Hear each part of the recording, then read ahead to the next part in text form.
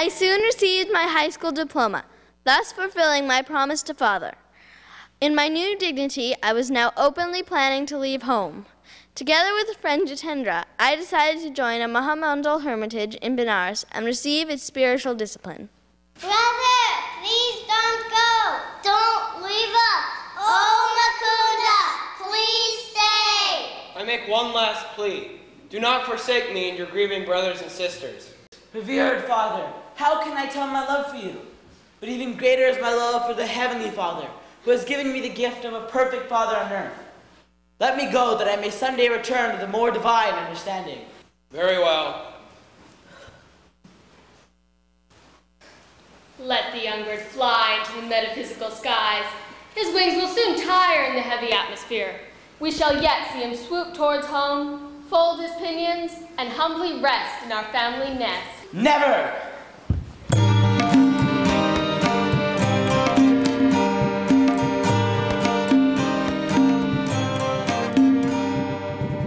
I was pleased to find that my new home possessed an attic where I managed to spend the dawn and morning hours. Don't try to catch God so soon. Mukunda is a parasite, feeding off hermitage hospitality without giving proper return. I don't know what to do. Merciful Mother of the Universe, teach me thyself through visions or Guru sent by thee. Please, Mother, I will not move until I receive your answer. Please. Thy master cometh today. Mukunda, enough of meditation. Yearning for air.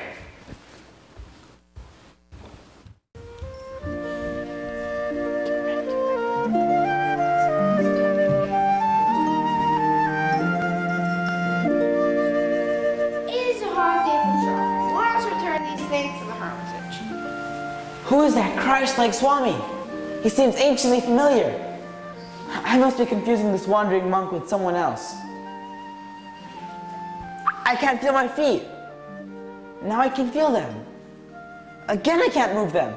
The state is magnetically drawing me toward him. What ails you? Are you crazy? Gurudeva! Oh, my own! You've come to me! How many years have I waited for you? The divine face was none other than that of my 1,000 visions. This face had oft peered through the gloom of my nocturnal reveries, holding a promise I had not fully understood. In my house with thine own hands like the lamb of thy love. In my house with thine own hands like the lamb of thy love. We entered a oneness of silence. Words seemed the rankest of superfluities. Eloquence flowed in soundless chant from heart of master to disciple. I sensed that my guru knew God and would lead me to him. We walked to his temporary residence in the city. Change my darkness to thy light, Lord. Change my darkness to thy light, and my evil into good. Touch me but once and I will change. Touch me but once and I will change all my clay into thy gold. I give you my hermitages and all I possess. Sir, I am after wisdom and God contact. Those are your treasure troves I am after. I give you my unconditional love. Will you give me the same unconditional love? I will love you eternally, Gurudeva. Ordinary love is selfish, darkly rooted in desires and satisfactions. Divine love is without boundary, without condition, without change. The flux of the human heart is gone forever at the transfixing touch of pure love. Now it is time for a change, inasmuch as you are unhappily situated in the hermitage. How did you know that? You should go back to Calcutta. Why exclude relatives from your love of humanity? Sir, I am not returning home, but I will follow you anywhere. Please give me your name and address. Swami Sri Yukteswar Giri. My chief hermitage is in Serampore, on Raigat Lane. I am visiting my mother here for only a few days. Serampore is but 12 miles from Calcutta. We had to come all the way to holy Benares to meet. You will come to me in 4 weeks. Now that I've shown my happiness at finding you, that is why you disregard my request. The next time we meet, you will have to reawaken my interest. I won't accept you as a disciple easily. There must be complete obedience to my strict training. Do you think your relatives will laugh at you? I will do no swooping toward the family nest. You will return in 30 days. Never! None could atone me, say who would injure me.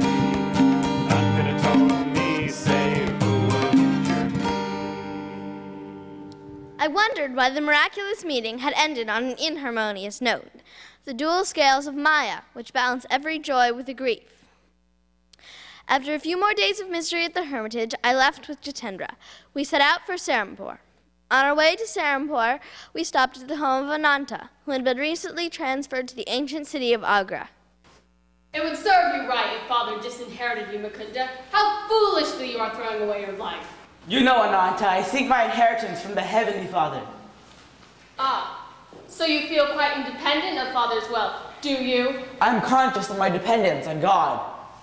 Words are cheap. Life has shielded you thus far. What a plight if you were to look to the invisible hands for your food and shelter.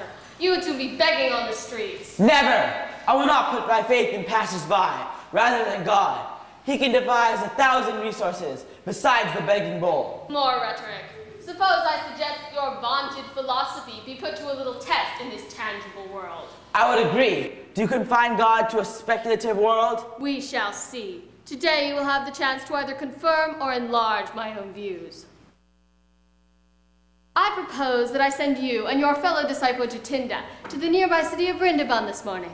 You must not take a single rupee. You must not beg, either for food or money. You must not reveal your predicament to anyone. You must not go without your meals, and you must not be left stranded in Brindaban. If you can return here to my bungalow before midnight tonight without having broken a single rule of the test, why, I shall be the most astonished man in Agra. I accept your challenge. Your willingness does you credit. I'll escort you to the train at once. What?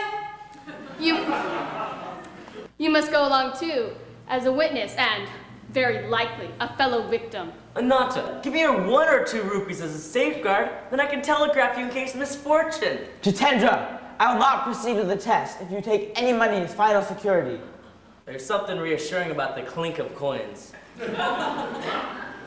Mukunda, I am not heartless. If by any chance or grace you pass successfully through this test, I shall have you initiate me as your disciple.